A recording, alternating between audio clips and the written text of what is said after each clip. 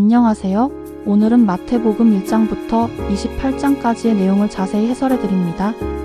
마태복음은 예수 그리스도가 약속된 메시아, 곧 유대인의 왕임을 강조하는 복음서입니다.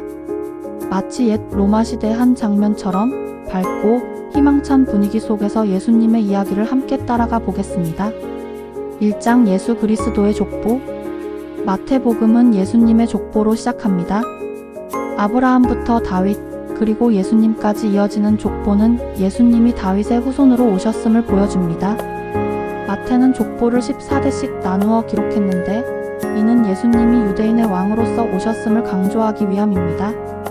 족보에는 다말, 라합, 룻, 우리아의 아내 밧세바, 마리아와 같은 5명의 여인이 등장합니다. 이들은 모두 흠이 있는 배경을 가졌지만 하나님의 은혜로 구원 역사에 중요한 역할을 담당하게 됩니다. 이는 하나님의 구원이 혈통이나 인간의 노력에 달려있지 않고 오직 하나님의 긍휼과 자비에 달려있음을 보여줍니다. 2장 예수님의 탄생과 동방 박사.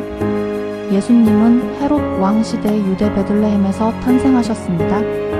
동방 박사들은 별을 보고 예수님께 경배하기 위해 예루살렘을 방문합니다.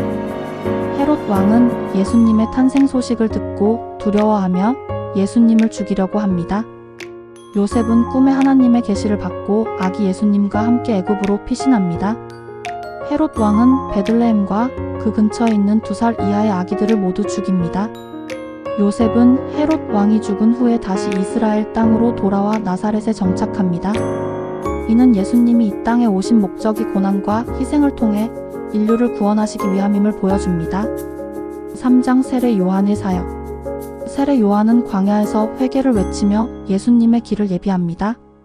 그는 요단 강에서 사람들에게 세례를 베풀며 죄를 씻고 새로운 삶을 살 것을 촉구합니다. 예수님도 세례 요한에게 세례를 받으십니다.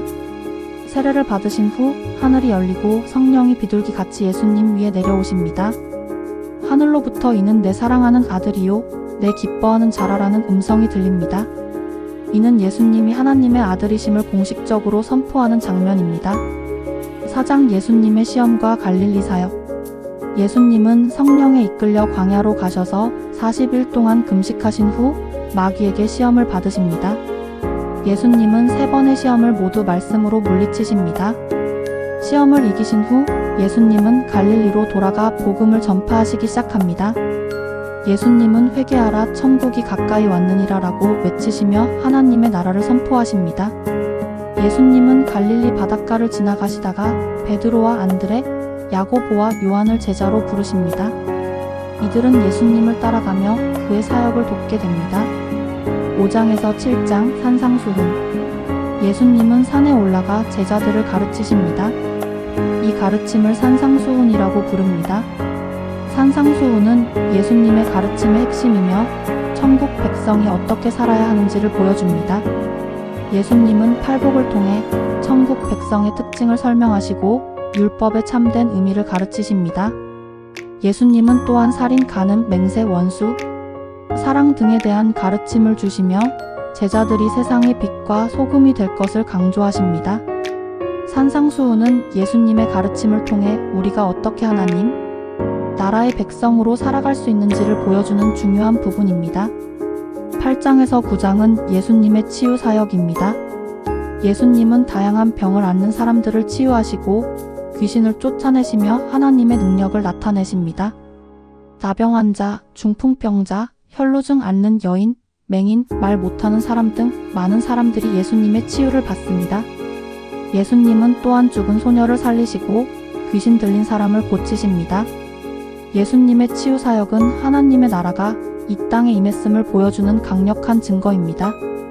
예수님은 육신의 질병뿐만 아니라 영적인 질병까지 치유하시며 우리를 온전하게 회복시키시는 분이십니다. 10장 12제자 파송. 예수님은 12제자를 택하시고 그들에게 권능을 주시어 복음을 전파하고 병을 고치게 하십니다. 예수님은 제자들에게 이스라엘의 잃어버린 양에게로 가서 천국이 가까이 왔다고 전파하라고 명하십니다. 예수님은 또한 제자들이 박해를 받을 것을 예고하시며 두려워하지 말고 하나님을 의지할 것을 가르치십니다. 예수님은 제자들을 통해 하나님의 나라를 확장하시고 복음이 온 세상에 전파되도록 계획하십니다. 11에서 13장 비유를 통한 천국 설명입니다.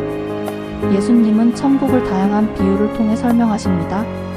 씨 뿌리는 비유, 가라지 비유, 겨자씨 비유, 누룩 비유, 보물 비유, 진주 비유, 그물 비유 등을 통해 천국의 비밀을 가르치십니다. 예수님은 비유를 통해 듣는 자들이 천국의 가치를 깨닫고 하나님 나라를 소망하도록 이끄십니다. 비유는 어려운 진리를 쉽게 이해하도록 돕고 우리의 마음밭을 옥토로 만들어 하나님의 말씀을 잘 받아들일 수 있도록 합니다. 14장에서 17장은 예수님의 능력과 변화를 말합니다.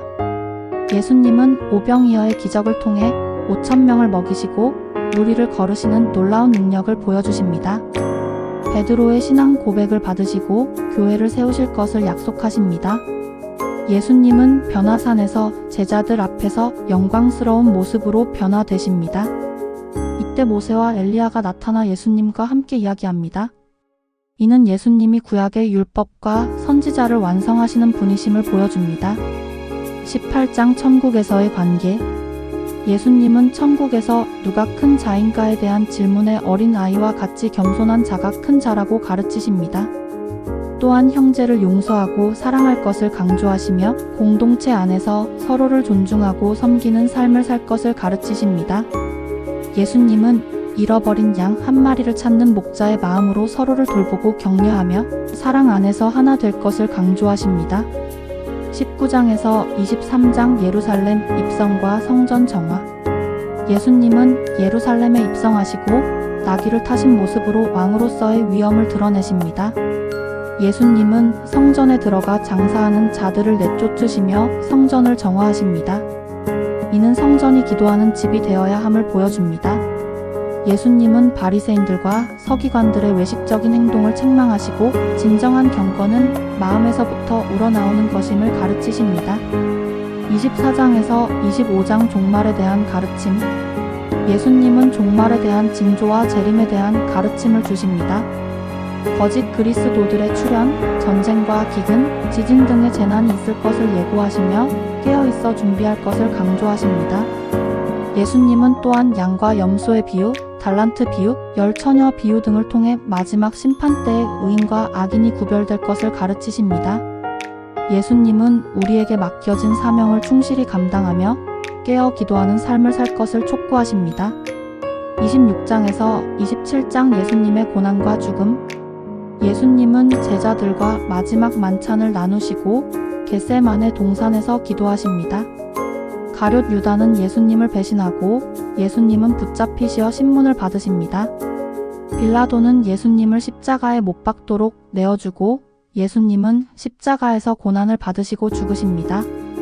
예수님의 죽음은 우리의 죄를 대속하기 위한 희생이며 하나님의 사랑을 가장 극적으로 보여주는 사건입니다.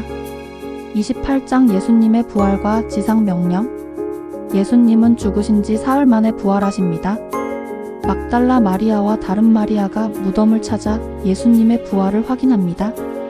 예수님은 제자들에게 나타나시어 평안을 빌어주시고 그들에게 온 세상에 가서 복음을 전파하고 제자를 삼으라고 명령하십니다. 이는 지상 명령이라고 불리며 교회가 감당해야 할 가장 중요한 사명입니다. 예수님의 부활은 사망을 이기신 승리이며 우리에게 영원한 생명을 주시는 약속입니다.